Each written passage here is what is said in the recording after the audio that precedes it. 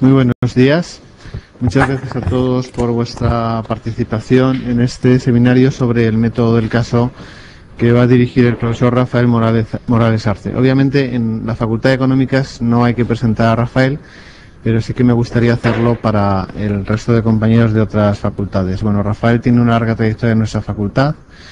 Es un profesor que ha compatibilizado su actividad docente durante muchos años con su actividad profesional y que afortunadamente para la universidad desde hace, no sé, 2 o 3 años pues está dedicado íntegramente a tareas docentes, ¿no? Con lo cual es una persona que acumula una larga trayectoria docente e investigadora con una experiencia práctica en el ámbito profesional de las finanzas. Este seminario se inscribe en un conjunto de seminarios que están siendo organizados por el IBD en relación con, vamos a decir, metodologías un poco más sofisticadas como son el aprendizaje basado en problemas, el aprendizaje basado en proyectos y el método del caso. El método del caso, pues como todos sabéis, es ampliamente utilizado en el ámbito de la economía, en el ámbito del derecho y otras ciencias sociales. Este método, que es, digamos, el estándar en las escuelas de negocios, hace poco miraba las páginas de una de estas escuelas, el Instituto de Empresa, una escuela pues muy reputada en los ámbitos internacionales incluso, y la condición que ponían para que alguien pudiera ser profesor del Instituto de Empresa es que conociera el método del caso. No pedían nada más que eso, ¿no? Porque es claro que en muchos entornos muy próximos ya al ámbito profesional, pues esta metodología permite aplicar conocimientos teóricos a situaciones prácticas, ¿no? Muchos profesores de la UNED son escépticos respecto a la posibilidad de aplicar estas metodologías en nuestra universidad debido a nuestra estructura y debido sobre todo pues a los elevados números de estudiantes que tenemos. Cuando estamos llevando a cabo estos seminarios somos conscientes de esta situación y de hecho si vosotros buscáis en la red por ABP o por PBL y añadís grupos grandes, pues veréis que hay una gran cantidad de literatura en la que se cuentan experiencias de aplicación de estas metodologías en grupos de estudiantes grandes, ¿no?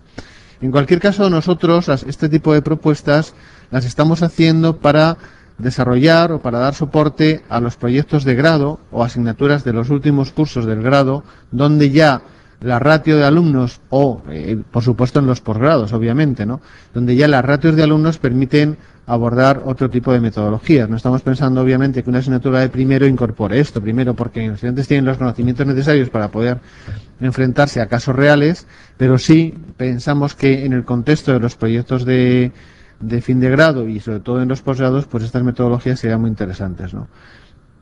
La idea del IBD sería ir generando en la universidad grupos de profesores interesados en estas metodologías. Incluso pues sería posible que aquellos que estéis interesados constituyáis un grupo UNED para trabajar el método del caso, un grupo de la UNED para trabajar en PBL.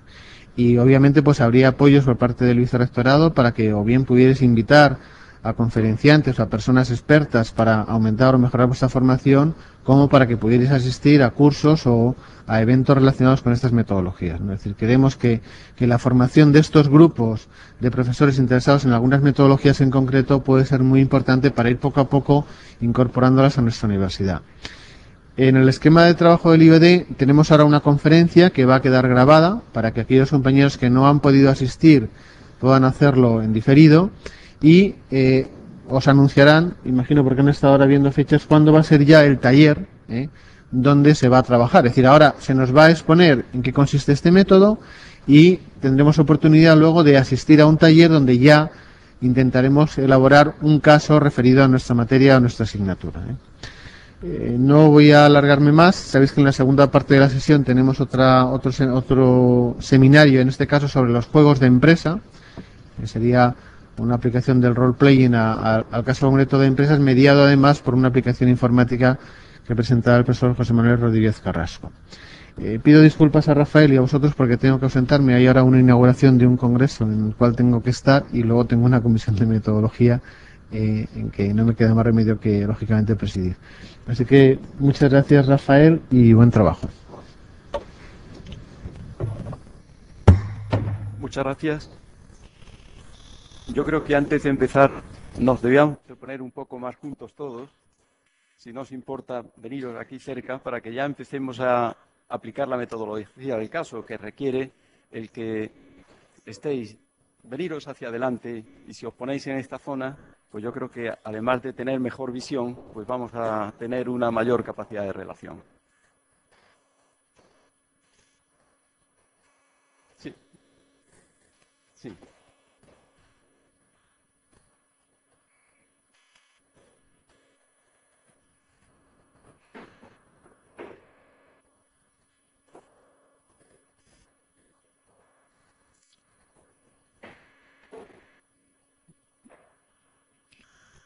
Bueno, muy buenos días. Muchas gracias a nuestro vicerrector por las palabras de introducción en este seminario en el que yo participo con una gran ilusión, puesto que durante una etapa de mi vida el método del caso pues, fue utilizado intensamente en las mayores empresas españolas de hace años, y que después se ha perfeccionado precisamente en base a las experiencias prácticas que íbamos obteniendo cada vez que se hacía una aplicación. Voy a hacer unas reflexiones en general desde el punto de vista metodológico para ir comparándolas con las que una buena aplicación del método del caso requiere para que tenga utilidad, puesto que las metodologías, si no son útiles en la enseñanza, producen un efecto perverso en los resultados. Y, por tanto, una consideración lateral que voy a hacer ahora es muy importante para entender el papel de esta técnica y, sobre todo, para explotarla adecuadamente.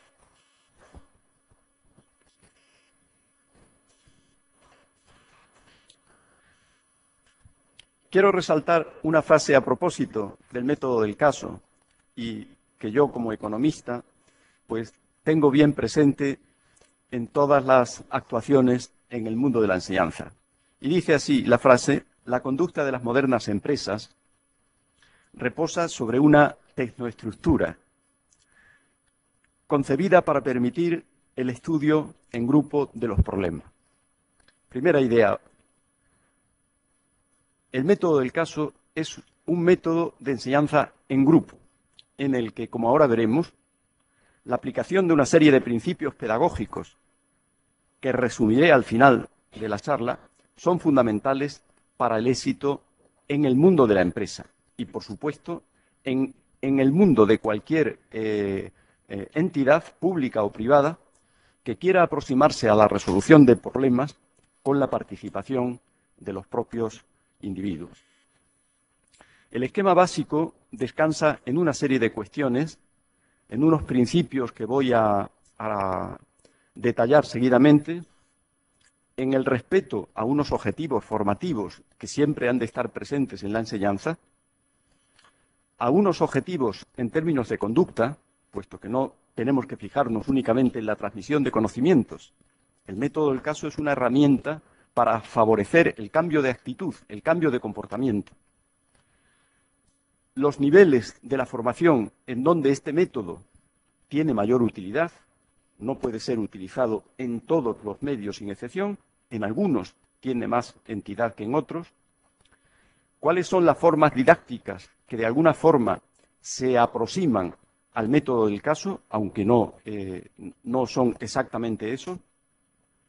¿Cuáles son las técnicas pedagógicas que se utilizan en el sector privado por niveles de responsabilidad y por niveles de cualificación?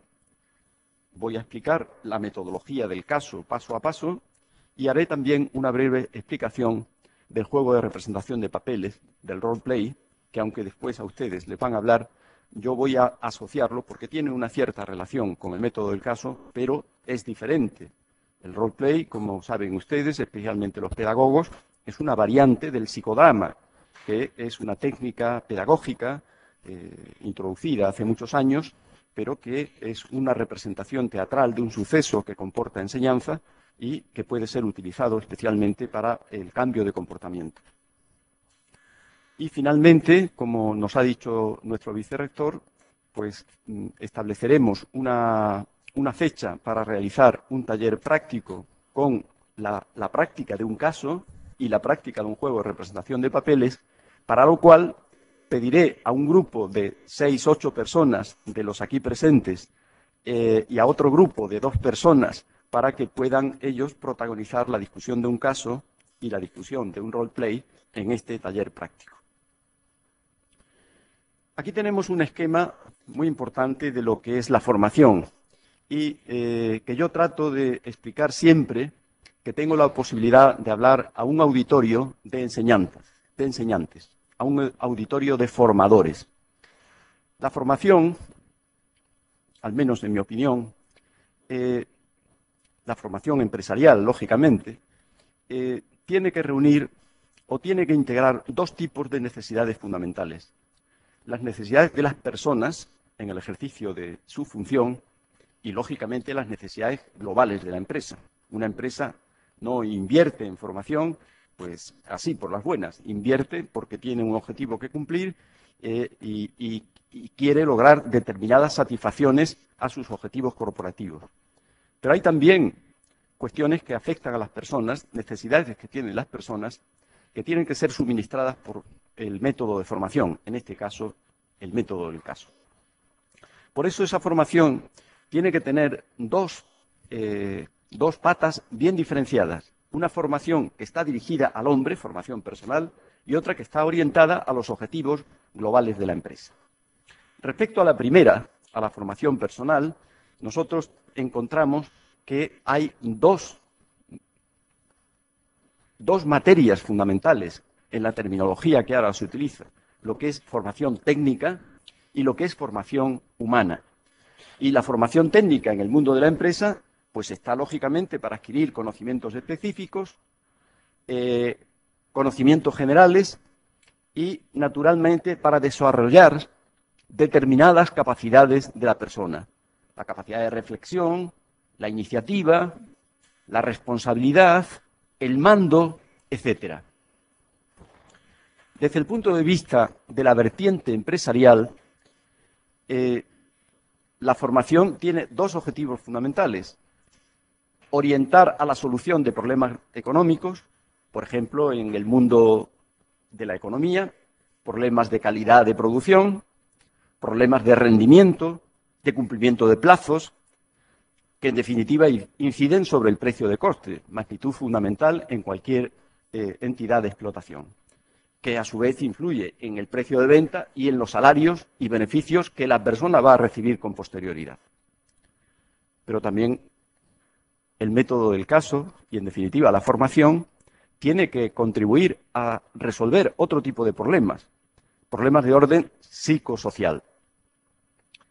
Un cambio de actitudes respecto al trabajo, o sea, fomentar, concienciar profesionalmente a la persona que utiliza este tipo de herramientas y, naturalmente, lograr una cierta integración en torno al puesto de trabajo, que es la unidad de medida de la prestación de servicios de la persona a la empresa. Y, naturalmente, para favorecer una orientación de actitudes respecto a la empresa, para que haya una unidad de aspiraciones entre los empleados y los objetivos corporativos y para que haya, naturalmente, un clima laboral, una cohesión interna que conduzca a una mejora del clima laboral y, enlazando con la formación que denominábamos personal, que eso contribuya a su promoción y a la mejora del clima social. Este es el esquema en el que se basará después la explicación del método del caso, puesto que si no consideramos estos ingredientes, el método del caso sería un método vacío, un método superfluo para generar comportamientos que en la empresa son fundamentales.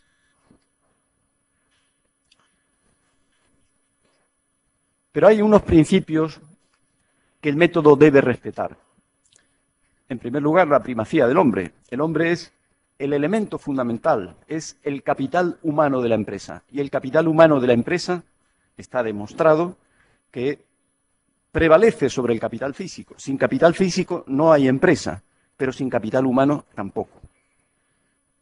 La consideración de la primacía del hombre en la empresa es un principio fundamental que el método va a observar. En segundo lugar, buscar la dimensión adecuada. Y cuando digo buscar la dimensión adecuada, refiriéndonos al método del caso, no podemos discutir un caso con un grupo de 50 personas. Eso no tendría utilidad ninguna. El caso, como cualquier otra herramienta de formación, requiere una dimensión. Y esa dimensión normalmente, en el mundo de la empresa, suele estar entre los 6, 10, 12 personas. No más y tampoco menos de 6. Eso es muy importante, porque he conocido aplicaciones del método del caso en importantes escuelas de negocios españolas en donde discuten un caso 60, 70, 80 personas. Eso es inviable. Y eso lo único que conduce es a la frustración y a que destaquen un grupo de personas que practican el parlamentarismo en el peor sentido de la palabra, pero no fomenta la participación, no fomenta la integración de la gente, que como han visto en la transparencia anterior, es fundamental para el desarrollo del caso. En tercer lugar, hay que considerar el coste que tiene esa acción. O sea, en la empresa hay métodos mucho más directos de enseñar y de formar y, por tanto, menos costosos. Entonces, yo tengo que pensar que la utilización de la metodología del caso para resolver problemas tiene que tener, por así decirlo, unas prestaciones o tiene que tener unos resultados que sean compatibles y razonables con el esfuerzo económico que para la empresa supone el tiempo y especialmente la dedicación de las personas que lo discuten. Por eso insisto en que tiene que haber una sumisión estricta a la regla de la rentabilidad, que es una regla de oro en el mundo empresarial. La formación tiene que tender a la movilidad de las estructuras. ¿Cuál es el problema que se encuentra habitualmente en la empresa? Pues el desinterés de una buena parte de la población, de los empleados, en los problemas generales de la compañía, en la falta de información, en que se reciben muchas veces estímulos perversos, estímulos negativos, que hacen que la gente tenga una actitud diciendo, pues a mí esto que me importa, pues esto los directivos que lo resuelvan, yo vengo a mi hora, me marcho a mi hora y que me paguen y no quiero saber nada. Bien, eso no fomenta ni la movilidad de las estructuras ni la integración de la persona en la empresa. Y hoy en día las empresas se clasifican básicamente en atención a dos parámetros: la integración que tiene el empleado con la firma y la integración que tiene el empleado con los compañeros. Y así tenemos empresas autocráticas, empresas liberales, empresas participativas, empresas integradoras, en función de estas dos variables.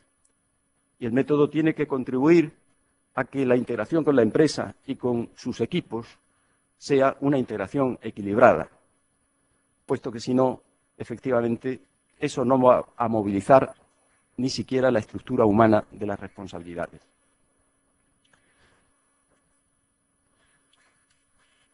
Los objetivos de formación están básicamente polarizados en 4.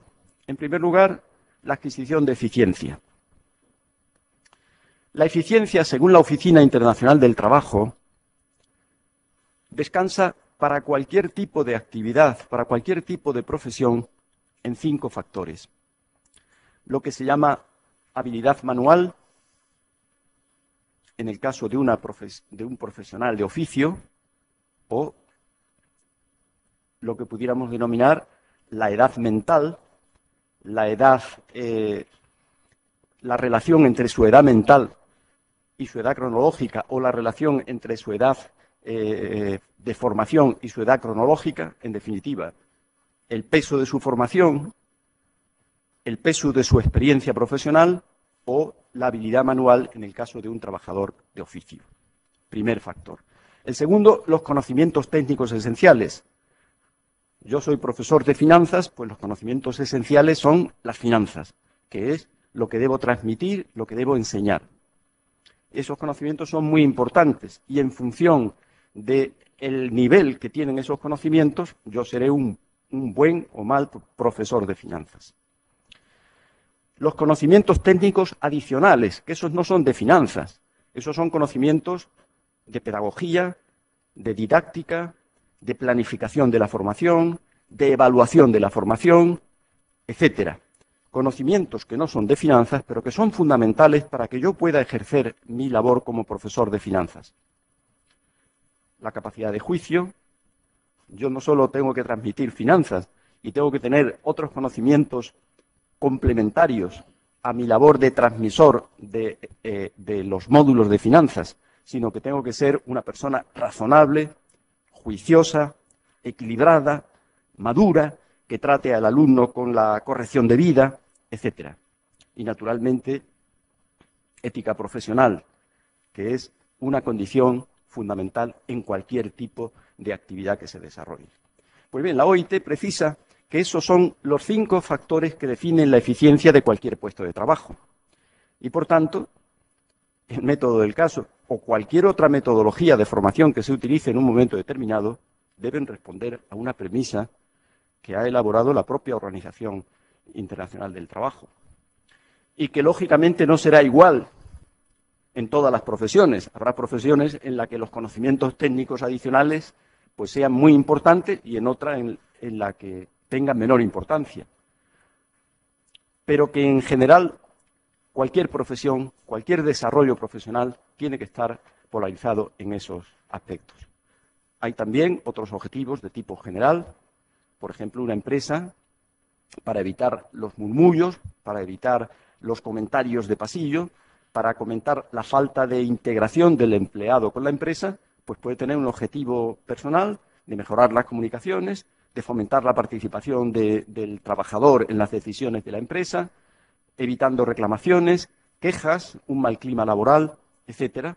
Ese es un objetivo al que el método del caso tiene que contribuir. Objetivos en términos de conducta y, naturalmente, objetivos específicos cuando lo que se trata pues, es de concienciar en materia de seguridad, concienciar en materia de cumplimiento del horario, de cumplimiento de los objetivos, del trato adecuado al cliente, de mejora de la calidad, etcétera. A estos planteamientos, a estos objetivos, tiene que responder siempre un caso.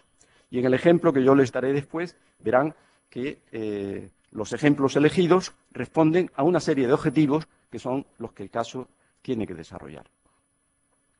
Y hay también objetivos en términos de conducta, que los he clasificado ahí en objetivos cognitivos, objetivos de base afectiva, de alto grado de transformación, objetivos operacionales, cuya descripción, pues lógicamente, tienen ustedes ahí. Los primeros son objetivos de conocimientos, de comprensiones, de habilidades, puesto que a veces estos objetivos son mucho más difíciles que la transmisión de objetivos materiales, objetivos formativos, objetivos de base afectiva, que tratan de mejorar la actitud, el cambio de comportamiento, la vinculación de los intereses del empleado con la firma, el de desarrollar una determinada escala de valores, objetivos de alto grado de transformación mental y, naturalmente, objetivos operacionales ligados muy directamente a las estrategias empresariales. Y estos niveles de formación pues tienen que materializarse en conocimientos formalizados. Un caso tiene que formalizar de manera explícita y clara qué tipo de conocimiento se quiere transmitir en esa discusión.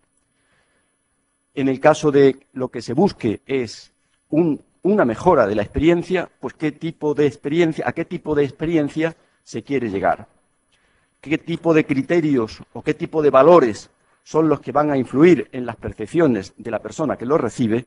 Y, naturalmente, y siempre, y de acuerdo con esa definición de la eficiencia que señalábamos antes, cuáles son los objetivos de perfeccionamiento de su madurez personal.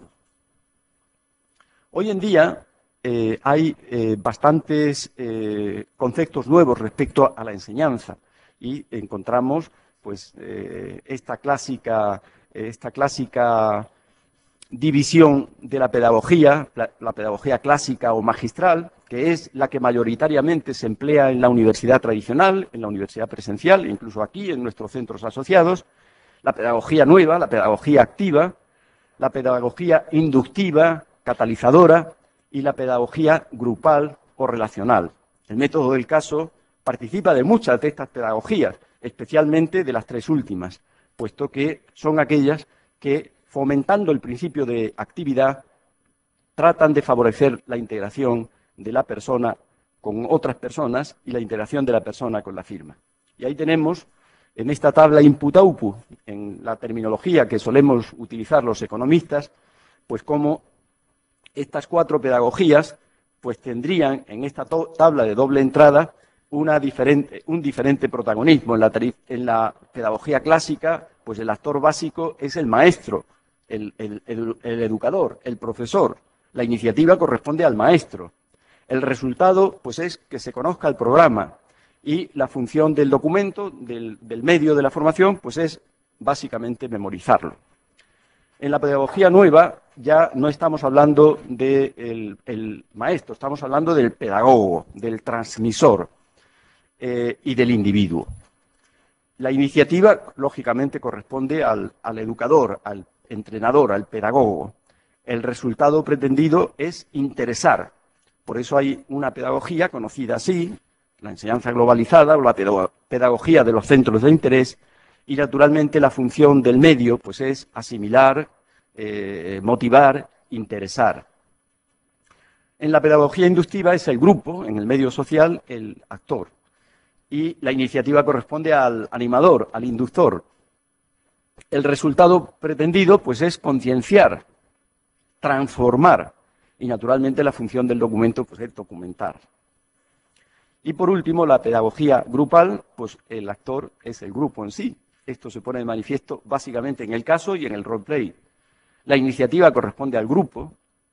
Naturalmente el resultado pues es mejorar la vivencia y dar expresión de vida al grupo, madurar, y naturalmente la función de un documento pues es proponer.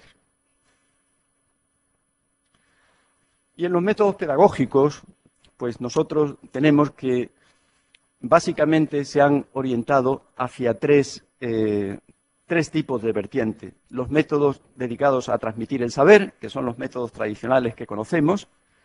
Los métodos de transmitir no solo el saber, sino el saber hacer las cosas. Y los métodos que están orientados hacia el cambio, hacia la modificación de actitudes. Y por eso la pedagogía, como ciencia de la enseñanza, de la educación, pues ha hecho una clasificación de las formas didácticas atendiendo a una serie de factores que aquí vemos. Por ejemplo, según la intervención de la persona que enseña, pues tenemos 2 tipos de técnicas muy conocidas por nosotros. Las técnicas expositivas, en donde tenemos la exposición oral, la lección magistral, la presentación-demostración, como técnicas por elaboración, en donde el papel del maestro, como decíamos antes, el papel del profesor, pues es menos relevante, la reunión-discusión, muy utilizada también en la empresa española, aunque diferente a la metodología del caso, como ahora veremos, y la conversación didáctica o la conversación instructiva, que son técnicas de enseñanza directa, con un alto nivel de participación, pero que no constituyen, no son exactamente iguales al caso.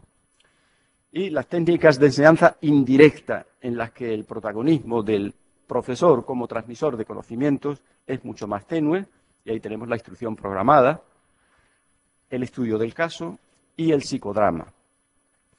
Y dentro del psicodrama pues tenemos 3 variantes: el psicodrama individual, el sociodrama, que sería un psicodrama colectivo, y el juego de representación de papeles, que después explicaré con detalle. Y las materias también pueden ser objeto de una clasificación de las formas didácticas. La enseñanza estructurada por materias, que es la que practicamos aquí en la universidad, para nuestra desgracia.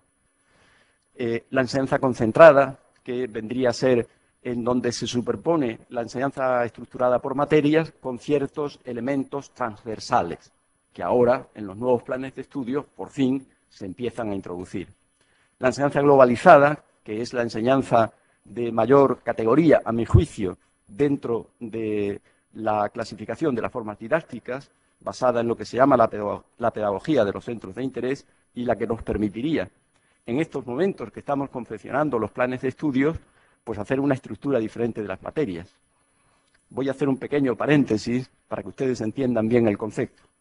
Ahora estamos modificando en España los planes de estudios, y lo estamos haciendo en la universidad. ¿Y qué es lo que vamos a hacer?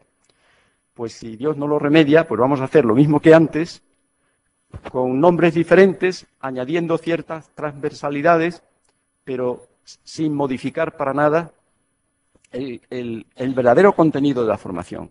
La enseñanza globalizada es otra cosa. Si yo quiero formar a un economista, lo primero que tendría que hacer es decir, vamos a ver, ¿qué conocimientos necesita este economista de acuerdo con el mercado de trabajo, si va a trabajar en la empresa pública, del mercado de trabajo, si va a trabajar en la empresa privada, etcétera? Y el conjunto de esos conocimientos, 30, 40, 50, 60, yo tendría que ponerlos uno detrás de otros, empaquetarlos en bloques homogéneos, jerarquizarlos en función de la dificultad y de la complejidad. Y a partir de ahí haría un plan de estudio sin solapes, en donde estudiamos las cosas 3 o 4 veces a lo largo de la carrera, con matices diferentes, rompiendo la unidad de criterio y sembrando nuestra confusión. Y cuando vamos al mundo del mercado de trabajo, resulta que en las empresas tienen que estar con nosotros 3, 4, 5, 6 meses, dándonos la formación que la empresa requiere. ¿Y por qué? Porque las asignaturas, por ejemplo, en la Facultad de Económicas, que es la que yo conozco, están hechas de acuerdo de planes de estudio que se elaboraron hace 70 años, en donde la economía era una hijuela de la carrera de Derecho y en donde hay todavía 8 o 10 o 12 asignaturas que son más jurídicas que económicas, y donde las materias se han estructurado en función del poder político de los profesores que desempeñaban o que iban a desempeñar esa función. La enseñanza globalizada es otra cosa, es esto que les acabo de decir. Con esos 60, 70, 80 conceptos empaquetados, se estructura un plan de estudios, se estructuran las asignaturas y posteriormente se eligen a los profesores. Esta es la pedagogía conocida con el nombre de la pedagogía de los centros de interés, en donde los centros de interés son aquellos conocimientos que hay que transmitir, aquellos comportamientos que hay que transmitir a las personas que después van a desempeñar esa profesión. Con eso, probablemente las carreras, en vez de durar 5 años o 4 como van a durar ahora, pues tuvieran duraciones flexibles, unas más, otras menos años, pero no todas las carreras iguales, cuando no todas las carreras tienen el mismo contenido. Bueno, y estas técnicas de enseñanza, les decía al principio que tienen que ser aplicadas de acuerdo con los niveles de los destinatarios. Por ejemplo, profesionales de oficio, un señor que sea un tornero, un soldador, un matricero, un electricista, etcétera, pues puede utilizar cualquiera de estas técnicas. De hecho, la formación profesional moderna, la que se da en algunas instituciones de España, es enseñanza globalizada, que todavía la universidad no ha llegado. Se utiliza también la presentación-demostración, especialmente para materias prácticas, y naturalmente la instrucción programada, que es una materia muy importante para nivelar los conocimientos de entrada del que accede a un programa formativo. En el caso de los mandos intermedios, pues se utilizarían las mismas técnicas, pero ya también el estudio de caso o el juego de representación de papeles. Y en los mandos superiores, pues tanto la enseñanza globalizada como la reunión-discusión, como el método del caso. O sea, que el método del caso, por volver a lo nuestro, aunque no sea una materia especialmente indicada para el profesional de oficio, en determinadas actividades de la formación del profesional de oficio, especialmente en los conocimientos técnicos adicionales, en la capacidad de juicio y en la ética profesional, sería muy importante utilizar también el método del caso. Y ya con estos planteamientos, con estas hipótesis de partida, voy a explicar, por así decirlo, la metodología, la chuleta que va a definir el desarrollo del método del caso. En primer lugar, indicar que es una técnica de enseñanza indirecta, de acuerdo con la clasificación que hemos realizado anteriormente. En segundo lugar, que está orientada al fomento del cambio de comportamiento. Y, por tanto, cuando hagamos el juicio crítico de los ejercicios que vamos a realizar, pues tendremos que ver de qué manera buscamos un procedimiento, un método que nos permita evaluar no digo cuando el caso ha terminado, sino 2 o 3 meses después de que el caso ha sido discutido y consensuado, si efectivamente se está empezando a producir un cambio de comportamiento. Algo muy difícil y especialmente a medida que tenemos mayor edad. Está considerado de gran utilidad en la práctica a todos los niveles, como acabo de indicar, y tiene escasa utilización en la enseñanza universitaria. Sí lo tiene en algunos máster que se dan en universidades y en centros de formación de dirigentes, en donde, como nos ha dicho antes el vicerrector, pues muchas veces el requisito que se exige para ser docente en una institución de posgrado, pues es conocer la metodología del caso. Algo que no se exige para ser catedrático de universidad, por ejemplo, el que conozca ningún tipo de pedagogía, puesto que la evaluación en una oposición, al menos en la oposición o las oposiciones que yo hice hace ya muchos años, pues lo que se exigía era otra cosa. Requiere una amplia y completa transmisión de información previa. O sea, no se puede discutir un caso si previamente no lo hemos leído, no lo hemos estudiado. Yo les voy a facilitar 3 ejemplos de casos. Cualquiera de ellos he escogido deliberadamente casos cortos, porque hay casos que tienen 30 o 40 páginas. Para los objetivos de esta reunión yo no lo consideraba necesario. Pero leer un caso de 2 o 3 páginas requiere tiempo, porque es que me tengo que poner dentro de ese problema para después poder hablar con autoridad sobre el contenido. Es preferible que sea un caso extraído de la vida real. En el caso de la empresa, las empresas eligen normalmente problemas que han tenido ellos mismos en su estructura y sobre los cuales están buscando una solución. Y muchas veces es un problema que no se ha resuelto y que se dice, bueno, pues voy a formar un equipo de personas, una comisión, como se dice habitualmente, pero no para que retrasen y en fin, se olviden del problema. No, es para que nos digan, nos ofrezcan una solución al problema.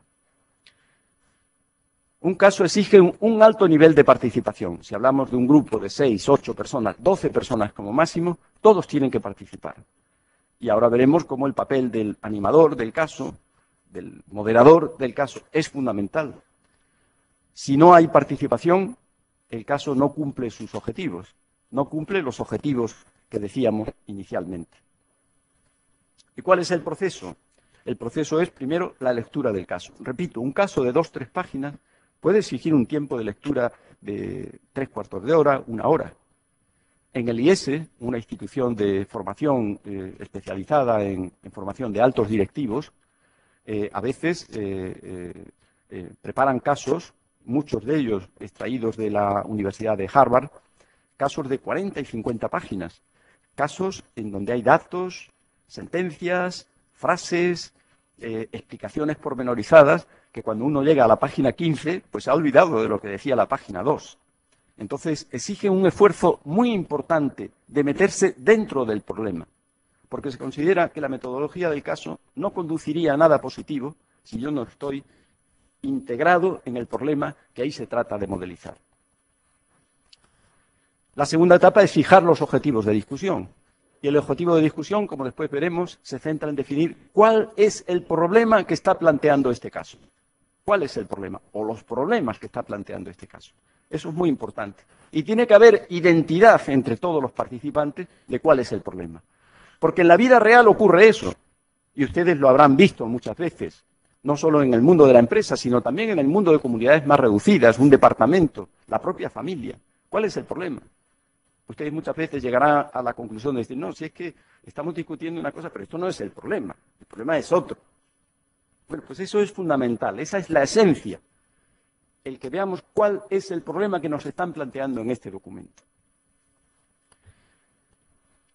En tercer lugar, ¿cuáles son las líneas alternativas de solución? Un problema no tiene una solución única, en general, tiene más de una solución. Y yo tengo que determinar, mejor dicho, tengo que concluir con ese grupo con la 1, 2, 3, 4, las posibles líneas alternativas de solución a ese problema. Y una vez que yo he definido, que ese grupo ha definido esas 3 o 4 líneas, tiene que analizarlas críticamente desde el punto de vista económico, desde el punto de vista social, desde el punto de vista funcional, desde el punto de vista organizativo, cuál es la mejor línea de acción, puesto que la conclusión del caso es seleccionar la mejor línea de acción. Y una vez realizado eso, hay que hacer un juicio crítico sobre la discusión, sobre los aspectos que han quedado sin la debida discusión, sin la debida confrontación de opiniones diferentes y especialmente sobre la actitud que cada uno de los miembros que ha discutido el caso ha tenido en el desarrollo del mismo. En el caso es fundamental el papel del moderador. El moderador sustituiría al profesor en el caso de la enseñanza clásica, de la pedagogía clásica. El moderador no es protagonista y lo único que se dedica es a encauzar la discusión. Modera el uso de la palabra, observa la participación y, naturalmente, tiene que cooperar en la fijación de las conclusiones. O sea, en esa selección de la mejor línea alternativa que puede solucionar el problema. Por tanto, su apelación será frecuentemente decir, no, pero es que, bueno, ¿cuál es la solución? Es que tenemos que buscar cuál es la solución. ¿Cuál es la mejor de estas 3, entre estas 3 que hemos elegido? Y ese papel es fundamental, porque si no, repito, el caso quedaría vacío. Respecto de la elaboración del material objeto de discusión, tengo que decir que pueden ser un material muy amplio, muchas páginas, o un material resumido, un material sumario. Yo preferiría, para empezar, que fuera un caso reducido. Tiempo habrá, sobre todo aquellas personas que estén interesados en la práctica de esta metodología, de ir a casos mucho más elaborados. La elaboración del caso, de un caso, como la elaboración de las unidades didácticas, requiere tiempo. Y normalmente requiere la apelación a muchas fuentes de información, la selección de los contenidos y, lógicamente, pues a medida que vamos utilizándolo, pues vamos integrando mayor información en el documento que se entrega antes de la discusión del caso. El material tiene que ser coherente y tiene que estar bien estructurado, porque si no es coherente y no está bien estructurado, estamos confundiendo al que lo va a discutir, estamos desviando su atención y, por tanto, estamos aumentando el tiempo que vamos a dedicar a esa discusión, que repito y les recuerdo que debe cumplir la regla de rentabilidad, puesto que en el mundo empresarial no se puede estar discutiendo eternamente. A ser posible con cifras. El contenido tiene que ser, de alguna forma, sugerente, incentivador, que motive a meterme dentro de él. Pues un caso aburrido, pues bueno, pues tendremos que discutirlo, pero no incentiva, no motiva de la misma manera que un caso que está reproduciendo un problema de la vida real, que es un problema crucial y que en la empresa tiene que resolverse. Y especialmente es muy importante que genere cierta polémica. O sea, el redactor del caso muchas veces deja las cosas al aire o induciendo alguna frase, algún párrafo que vaya a generar polémica, pues, puesto que eso va a fomentar la actividad de los que están discutiéndolo. La secuencia es bien sencilla. En primer lugar, la lectura del caso en profundidad. En segundo lugar, una vez que me meto en la lectura, investigar los hechos e ir concretando los mismos. Yo, sobre el propio texto, voy a ir señalando una serie de frases que resumen el contenido más desarrollado que tiene el documento. Tengo que ir apuntando algunas posibles soluciones para cuando se discuta, yo pueda irlas aportando y pueda someterlas al contraste de los demás.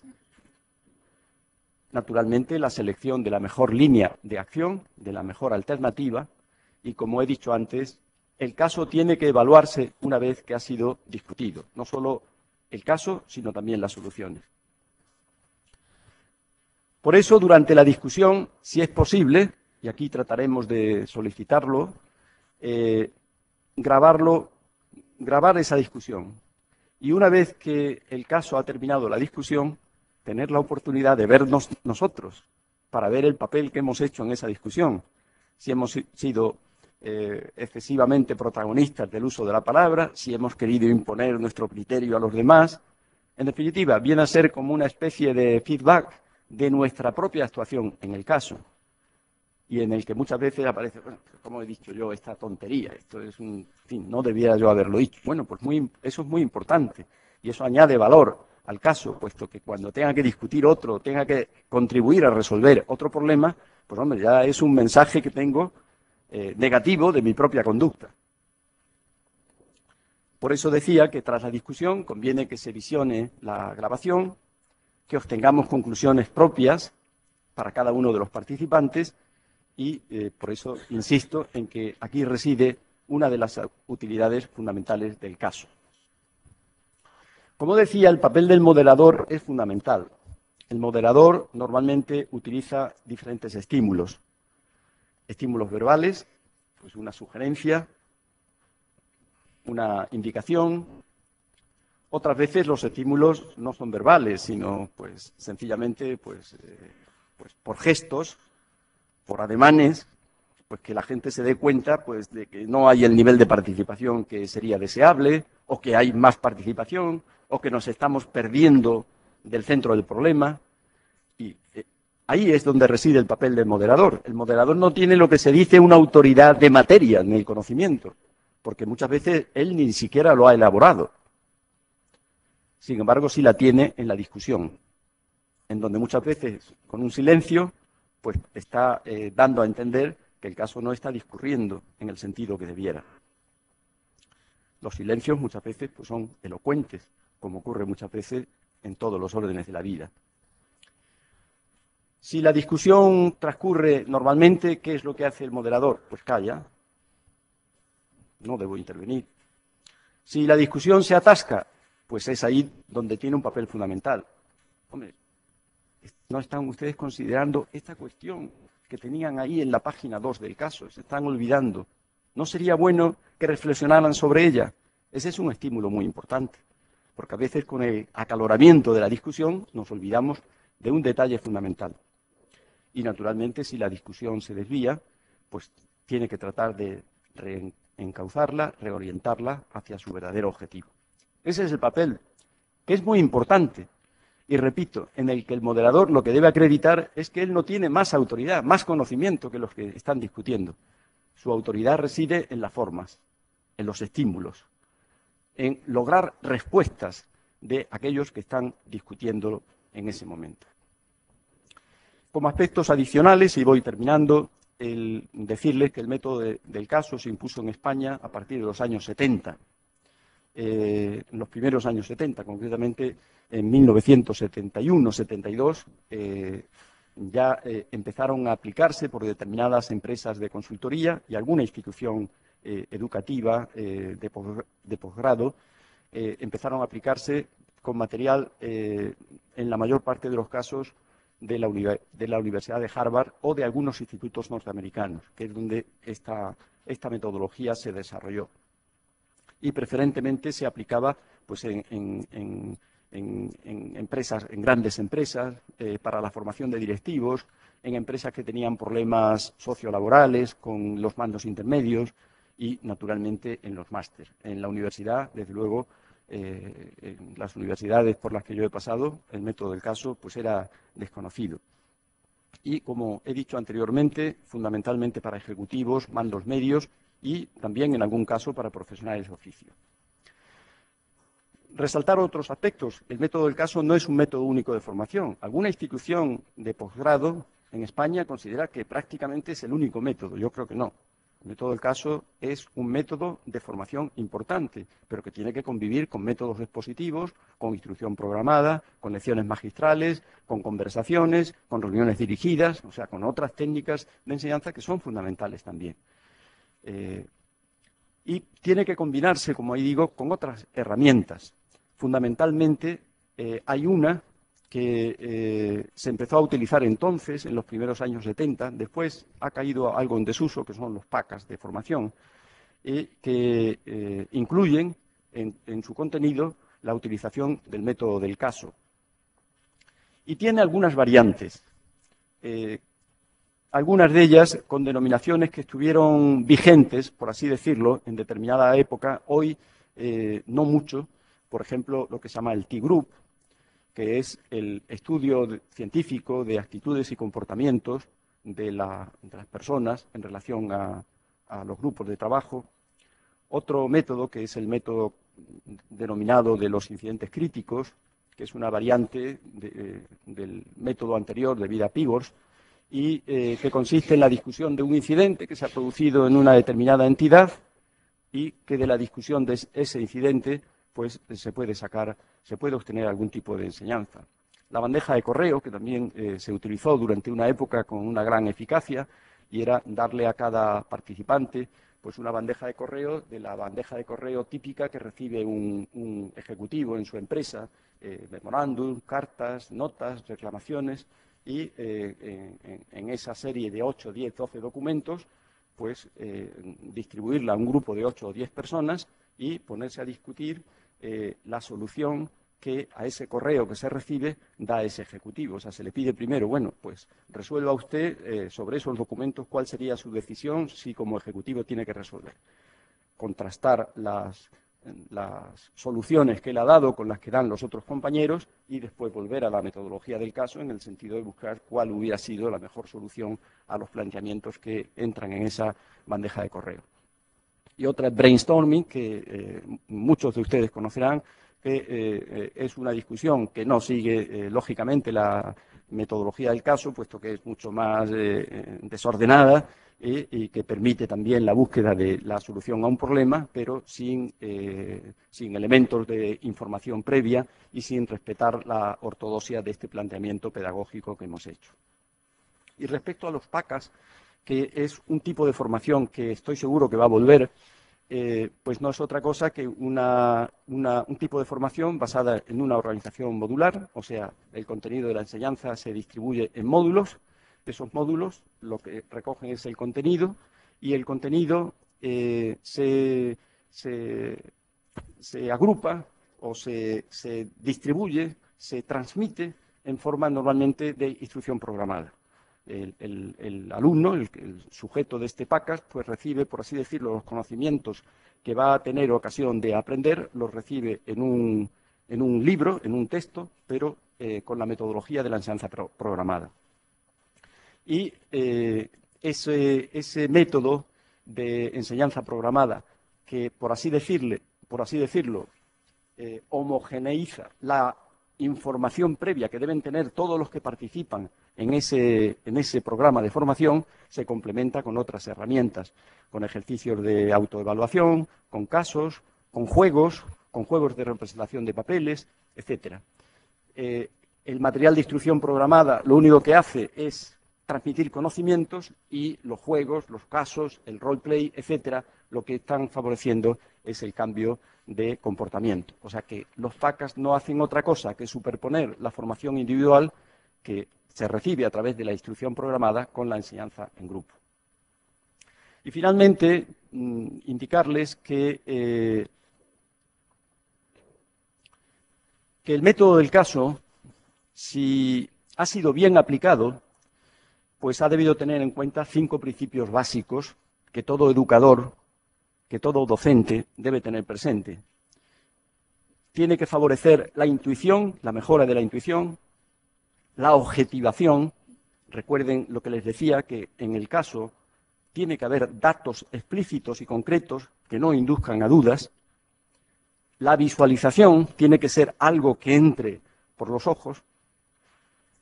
En el caso se tiene que fomentar la actividad, ese principio fundamental de la didáctica, que es el principio de actividad. Si no hay actividad, si no hay discusión, si no hay participación total, el caso no puede conducir nunca a una buena solución. Realismo, o sea, el caso tiene que enseñar para la vida, para el desenvolvimiento de la actividad que se trata de modelizar y de la que yo he discutido. tiene que estar adaptada al sujeto. O sea, no podemos exponer un caso complejo con un contenido complejo para personas que no van a tener la oportunidad de seguirlos porque no está adaptada ni a su nivel de conocimientos ni a los comportamientos que se espere que cambie, que modifique. Y, naturalmente, el caso, como decía, tiene que permitir que se consolide el éxito. De aquí la importancia que tiene el que yo pueda visionar el caso después de haberlo discutido, porque es el referente que me va a servir para ver cuál ha sido mi papel en el desarrollo de esta herramienta y cuál sería la actitud cuando yo tenga que intervenir en otro caso similar. Respecto al juego de representación de papeles, el roleplay, como les decía, esta es una variante del psicodrama y no es otra cosa que una representación teatral de un suceso que genera enseñanza. Normalmente, aunque se puede hacer con más, pero se escenifica por 2 personas. Cada persona tiene un papel, no conoce el papel de la persona con la que tiene que sentarse a discutir. Esa es una actividad fundamental, porque lo que se trata es de, sobre un mismo hecho, pues 2 personas pueden tener perspectivas diferentes. Pues muy bien, pues eso es de lo que se trata, de que se pongan de manifiesto esas 2 perspectivas. Y normalmente esa representación teatral se observa por el resto de los miembros del grupo, en donde puede haber 6, 8, 10, 15 personas que conocen los 2 papeles, conocen los papeles de los 2 actores y que después tienen que evaluarlo. El esquema operativo es muy parecido al del caso. En primer lugar, hay que leer el papel, cada participante, cada uno de los actores lee el suyo. Los participantes en el juego de representación de papeles leen los 2, se realiza la representación, normalmente suele ser una representación de 25 o 30 minutos, puede haber juegos más complejos que requieran un tiempo superior. También aquí es muy conveniente que pueda grabarse, con lo cual, especialmente a los actores, pues van a tener la misma oportunidad que les decía en el estudio del caso.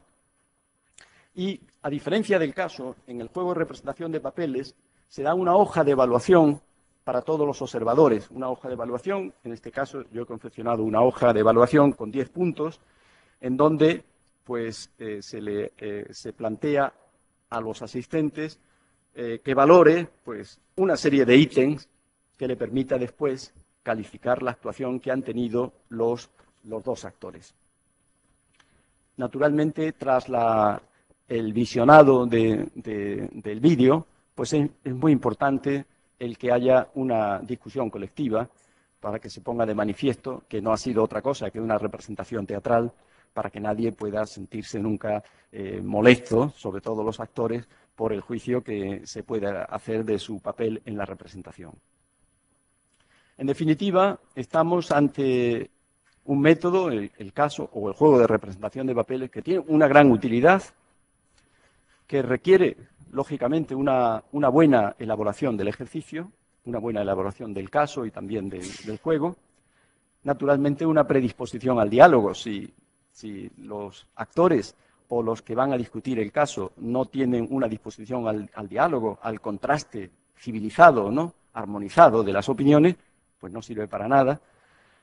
Tiene que tener una moderación especial con esas características que antes les decía. El moderador es moderador, no tiene autoridad de materia, lo único que hace es fomenta, encauza, integra, cataliza la discusión y tiene que tener una razonable participación. Y, naturalmente, siempre un juicio crítico posterior. Yo creo que con estos ingredientes pues estamos ante unas herramientas que, repito, ojalá en nuestra enseñanza presencial pudiéramos utilizar alguna de ellas, porque evidentemente ahora que se nos está pidiendo la transversalidad, el fomento de determinados valores en la enseñanza universitaria, en la enseñanza de nuestra universidad, aquí donde al alumno no le vemos como en una universidad tradicional, pues lógicamente el fomento de alguna de estas técnicas pues tendría una gran utilidad. Y en todo caso, pues a mí me ha servido para tomar contacto con personas de la universidad, de otras facultades, y yo modestamente lo que sepa de estos temas, pues lo pongo a vuestra disposición. Muchas gracias.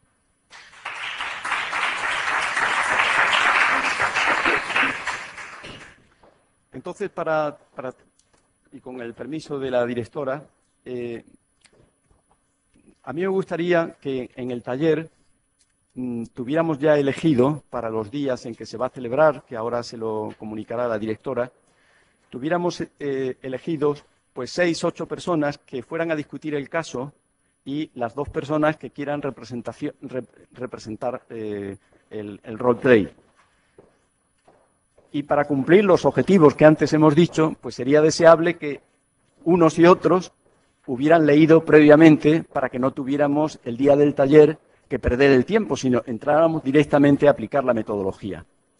Entonces, me gustaría que ahora aquellas personas que voluntariamente se presten, pues, y que...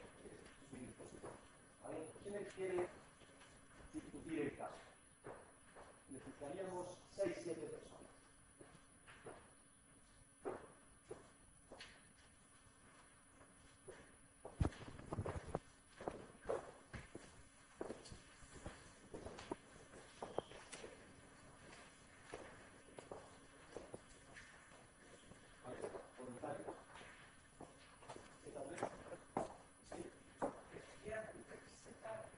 Bueno, pues nada, muy bien.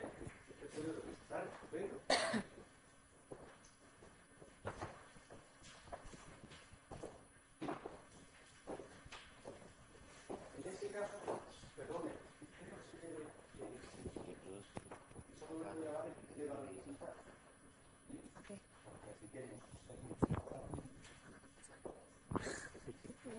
Claro, es que si se trata de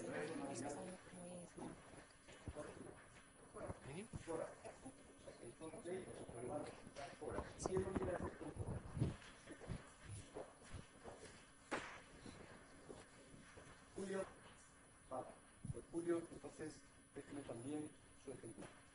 Y corte el papel de lo que hay ahí y lo divide en 2. En el juego de representación de papeles, el A, Carlos Pena, Antonio Arana. Lo divide entre 2, él se queda con uno y le da el otro a Jorge. Muchas gracias.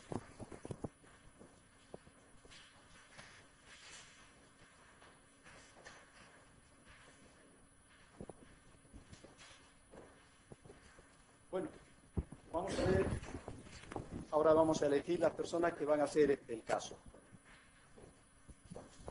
Vamos a hacer el primer caso, un caso que se llama Carlos Lozano contra Maestre. Ese es el que vamos a hacer. A ver, ¿quiénes quieren hacerlo voluntariamente? Pues ahora sí, creo que va a ser... Bueno, ahora se lo digo porque se ha ido. Creo que es el día...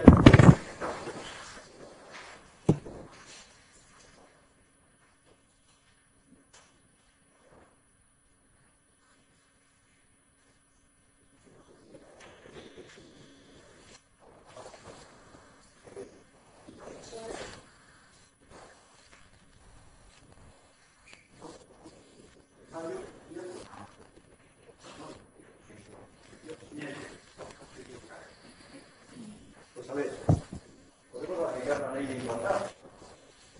Está de moda esa hora, ¿no? ¿Usted qué diría? Sonia. Sí, Sonia. Pues se lo aclaro cuando venga la directora. Creo que era la opción del pueblo. Bueno, tenemos Sonia. A ver, más personas. Ana. Muy bien. Ahora cuando venga. Nos falta otra persona. Vamos a ver igualdad. María del Mar.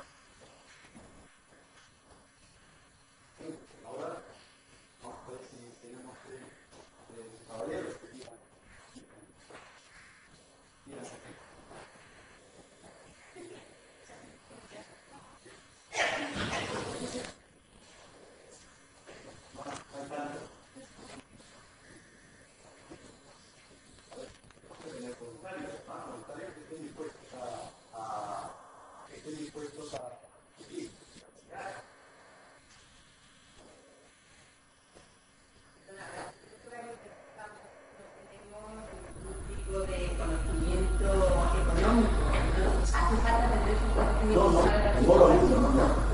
No, tampoco.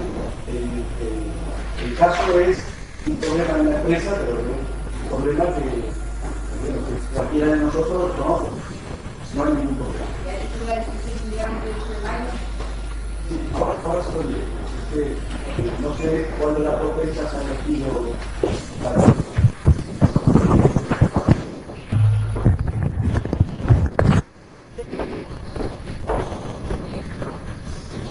¿Cuál es tu nombre?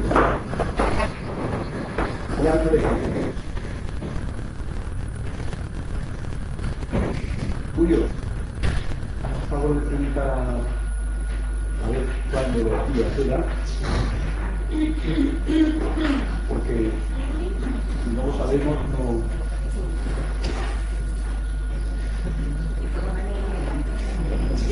Sí, genial.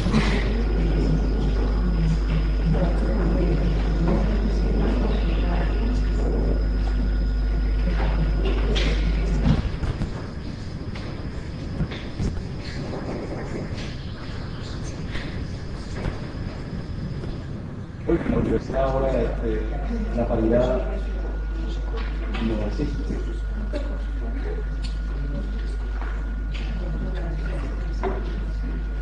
Bueno, disculpe un momento. Antes de esto, ¿alguna pregunta, alguna duda, alguna sugerencia? Una pregunta, pero no es sobre el contenido del caso, sino el caso o el roleplay que vamos a hacer va a ser aquí, presencialmente. Va a ser aquí. La experiencia va a ser una experiencia simulada para que nosotros pudiéramos Claro. de alguna manera trabajarlo con los alumnos. Claro. Eso sería lo ideal. Y yo estoy a lo que aquí se disponga. Lo ideal sería que no estuviéramos aquí, porque aquí no es el entorno adecuado para Claro. discutirlo. Me están preguntando. Sí, es el 14 o... Es 14 de mayo y 28, no, serían las dos sesiones, ¿no? 14. Como sabéis, siempre tenemos una primera en la que estaría trabajando de manera activa y luego después en la segunda lo que se haría es que después podéis traer la formulación de un caso que estéis interesados y con Rafael pues discutiríais un poco, pues ver si está evidentemente adaptada. Imagino que considerarás pues, eso, que no sea una cosa muy extensa para poder hacer una revisión, ¿no? Y sí que como en cualquier caso sabéis que como se va anunciando, es decir, lo que haremos será en cuanto la grabación esté disponible, haremos como siempre que se envía la convocatoria, se envía con la información de los contenidos del taller, los horarios, que serán en principio de mañana, ¿verdad? De, más o menos como de 10 a 2, con un descanso. Y lo que será para la gente que además no haya venido y quiera estar interesada en venir o esté interesada en venir, le diremos que es conveniente que visualice el vídeo, tendrá los materiales disponibles también, es decir, para que puedan ir trabajando de la misma manera que aquí se puede hacer. Aprovecho para decirle a Rafael que muchísimas gracias y que además es que me ha interesado especialmente, no solamente el método del caso, que era el objetivo, ¿no? Sino que todos los planteamientos que has hecho, pues es justamente lo que andamos contando por todas partes que hay que hacer para diseñar los títulos y yo creo que ha quedado clarísimo. Entonces, el 14 sería el 14 de mayo. Entiendo que Cora, ¿está Cora aquí? Sí, soy yo. Cora y Julio no tienen problemas ese día, ¿no? Yo me sé si puede cambiarse el día. El 14 tengo, es que tengo a mi hijo ingresado en el hospital, entonces tengo que... Son palabras mayores. Sí, Entonces, si cambiarse, yo estoy interesada en representarte. podría hacerlo el 18. Sí. Claro, la cuestión es para no irnos muy lejos en el curso, habíamos pensado esa semana que es anterior a los exámenes y la intermedia. Entonces, el día 12 tenemos otro taller, el 13 es momento, el 15 es fiesta, con lo cual ahí siempre tenemos un poquito y si no ya tendríamos que irnos al 16 o al 17. ¿Y el 13? Entonces, el día 13 puede ser Julio. Muy bien, el 13 de mayo tenemos el caso.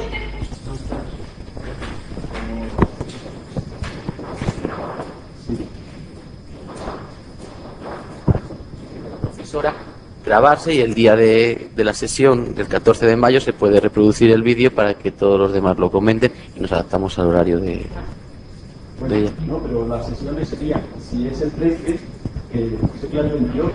Son 2 sesiones. Quiere decir que el 13 haríamos el roleplay y el caso, las 2 cosas. Porque son 4 horas que vamos a hacer. Entonces, perdón, en definitiva, el día 13 discutimos el juego de representación de papeles, Cora y Julio. Y el día 13 discutimos el caso, para el cual tenemos a Sonia, no sé si está, Sonia, día 13, Ana, María del Mar, María Ángeles, y nos faltan 2 personas más, para tener por lo menos 6 personas discutiendo. A ver, un caballero tendría que animarse, ¿no? Si no, no vamos a cumplir la ley de igualdad. Sí te diría que quizás eso, que como al mismo tiempo es posible que haya gente, dar la oportunidad de que los que no hayan estado aquí, que a lo mejor pues en ese grupo que queda... Yo lo que sé, entregarles material. Pero eso es un pillar. Tú lo que tú me digas que hay que entregar a la gente que vaya a participar en el taller... Pues no, hay que entregarles este material. Lo que ocurre es que nos faltarían 2 o 3 personas, a ser posible, caballeros, bueno, tampoco pasa nada, si son todo señoras.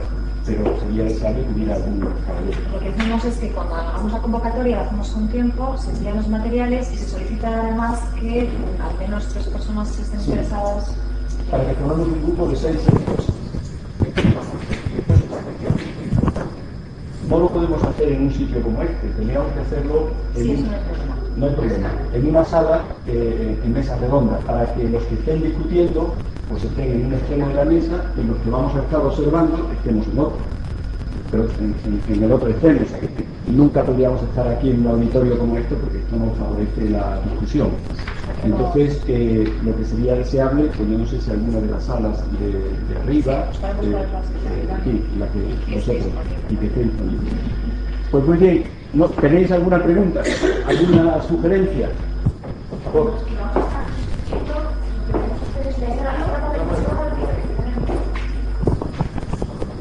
Para que quedara claro los que vamos a participar en el caso de discusión, lo que tenemos que hacer es una lectura pausada y apuntar una serie de... Lo que hemos dicho aquí. Claro, exactamente. Después elegiremos una persona que lo modere, que tiene que ser también otro participante y cuyo papel es esencial en la moderación, porque es el que tiene, de acuerdo con lo que hemos expuesto, incentivar, promover, incitar, ayudar a buscar la solución. En definitiva, el papel del profesor, que en este caso no tiene autoridad, sino que es sencillamente un moderador. Muy bien, y nos reducimos nada más al caso de Lozano. Vamos a discutir el caso del contramaestre. Vale, gracias. Después ya podremos discutir en un segundo taller, en función de la discusión, y en todo caso que sepamos que se va a grabar, puesto que lo que yo deseo es que una vez que el caso haya sido discutido, que podamos visionarlo y que cada uno pues, pueda ver el papel que ha desempeñado en este ejercicio. Y lo que sí quiero insistir es una cosa, que no vengáis con vergüenza, o sea, expresaros con naturalidad, porque vosotros sois, que aquí no estamos haciendo, no vamos a hacer una persecución a nadie, tomároslo pues con humor, puesto que así son las cosas. Si lo tomáis excesivamente en serio, claro, vais a querer estar pues, muy bien colocados, y bueno, eso no es así, tenéis que expresaros como se hace en la realidad. El que es animoso y voluntarioso y enérgico, pues que se manifieste como es. Nadie, por el hecho de visionarse después, pues nadie le va a censurar. Al revés, se lo vamos a agradecer porque estará dando una muestra de realismo. No olvidéis que la última transparencia que ponía era que esto tenía que ser real, porque no todo el mundo es manso. Hay uno que es manso, pero hay otro que es agresivo y enérgico. Eso es lo que se trata. Oye, yo quería simplemente decirte... Pues yo creo que para una media hora. Sí, tenéis que meteros en ese papel y buscar, hombre, la hora, 20 minutos, 5, ese papel, claro, estáis escuchando contra otra persona. Documentos vais a utilizar, de qué manera, qué tipo de argumentos pensáis que va a utilizar el otro interlocutor, de qué manera le vais a rebatir. El material el material que has proyectado, es que yo he llegado un poquito tarde. ¿Lo has repartido o nos puedes mandar en la presentación?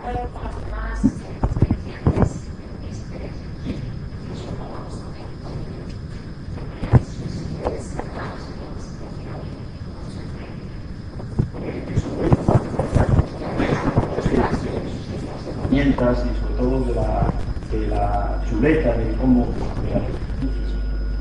¿Alguna cuestión más? Pues,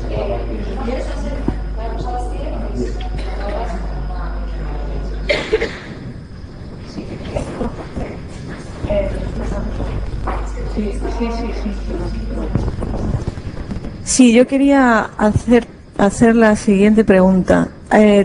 Si tú, desde tu experiencia, nos puedes aportar alguna idea sobre cómo evaluaríamos este ejercicio, esta actividad formativa.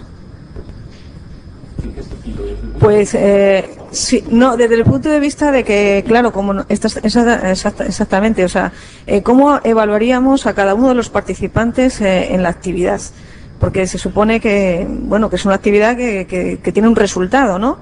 Y nosotros como profesores y en este caso organizadores de esta pedagogía, pues tenemos también la faceta de evaluadores. Entonces, ¿tienes algo, o sea, desde tu experiencia nos puedes contar cómo evaluaríamos esto?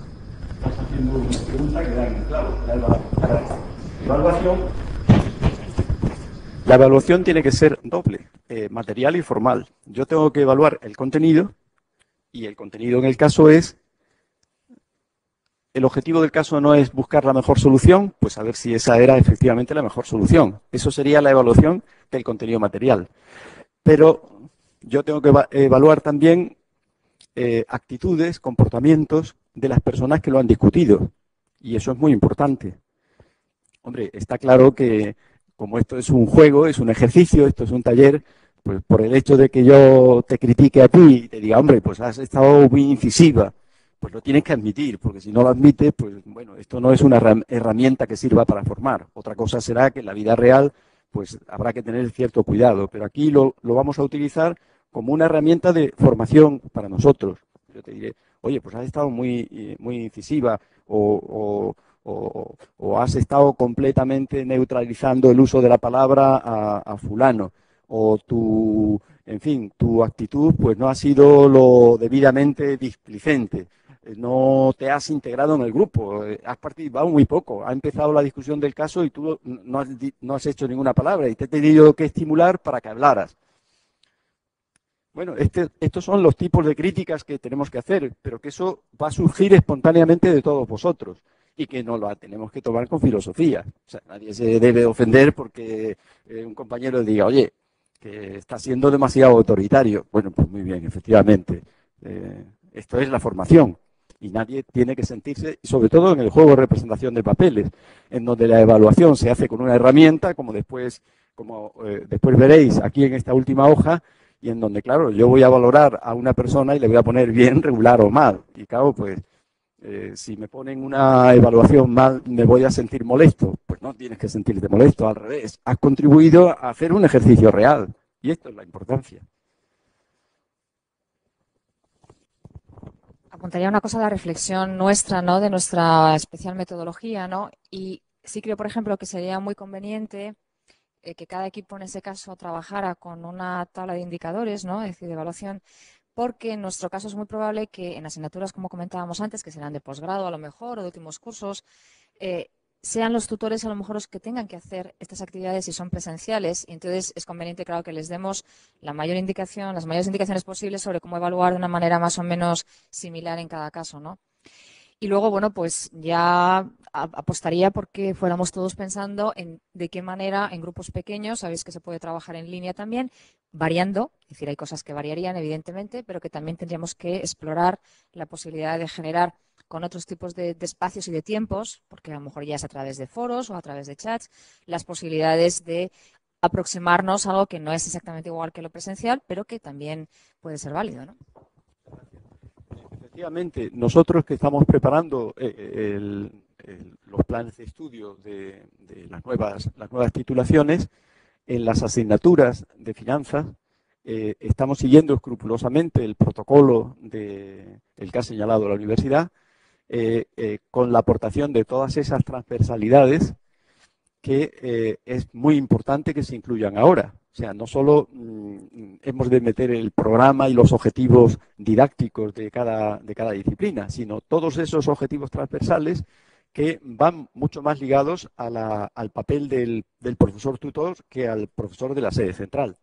Y eso lo estamos haciendo, desde luego nosotros lo vamos a proponer el equipo docente de finanzas para que figure en los descriptores de los nuevos títulos, al menos desde nuestra perspectiva. No sé si los demás profesores lo querrán hacer, pero nosotros ya lo estamos haciendo.